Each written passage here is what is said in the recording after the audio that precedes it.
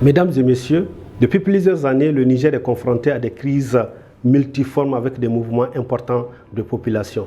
Cela a une pression sur les services sociaux de base avec un accent sur les centres de santé. Cependant, malgré le contexte et grâce à sa capacité de résilience, le pays est parvenu à engranger des succès. En 2020, le taux de prévalence contraceptive est de 20,1% et ce sont 549 000 utilisatrices additionnelles qui ont été enregistrées. Ces résultats ont une répercussion positive sur la vie des femmes.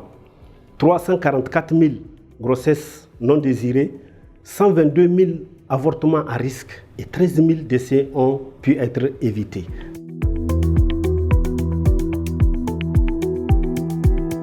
Le Niger, en dépit des crises qu'il traverse, a su au fil du temps montrer une capacité remarquable de résilience. Nous osons espérer avec les actions planifiées en 2022 et des années subséquentes continuer dans cette lancée et atteindre l'objectif fixé de 29,3% d'ici 2025. Dans le cadre en tout cas de la réponse aux crises humanitaires dans son aspect résilience, les principales réalisations se résument à la mise en œuvre de l'approche tutorat et des cliniques mobiles pour offrir les soins et les services aux populations en crise, et à la question du paragérissé des sages-femmes qui ont été recrutées et à l'acheminement de produits à travers en tout cas un corridor humanitaire qui a été mis en place par le gouvernement et aussi à travers en tout cas les ONG locales qui maîtrisent le terrain pour aider à acheminer les produits au dernier kilomètre.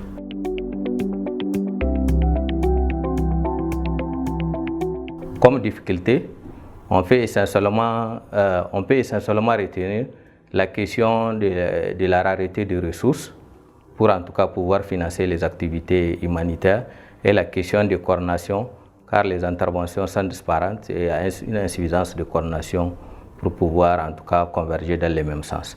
Et la solution à apporter, c'est beaucoup plus la question du renforcement de la collaboration intersectorielle et aussi la collaboration intersectorielle et aussi la mise en œuvre des activités sur place à travers les distributions à base communautaire de contraceptifs.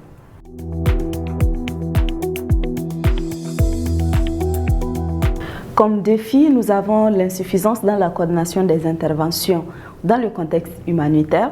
Nous avons également l'insuffisance dans la gestion de la chaîne logistique, notamment le transport des produits contraceptifs au dernier kilomètre.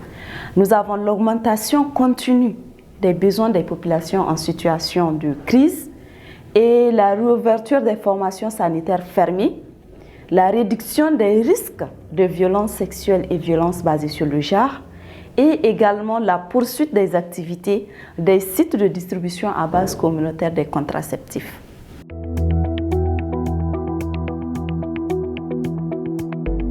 En termes de perspective, le Niger va travailler à mettre en place un comité multisectoriel de coordination et de mobilisation à la primature, à renforcer le cadre de coordination pour une meilleure prise en compte de la santé de la reproduction et de la planification familiale en contexte humanitaire, à poursuivre la mise à échelle de la délégation de tâches et de la planification familiale du postpartum en contexte humanitaire et à mobiliser les ressources nécessaires pour la mise en place de son plan d'action nationale budgétisé 2021-2025.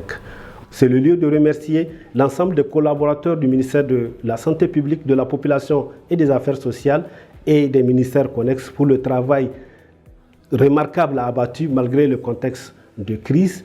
Mes remerciements vont également à la société civile et à l'ensemble des partenaires techniques et financiers qui accompagnent sans cesse le Niger dans le cadre de l'atteinte de ces objectifs. Je vous remercie.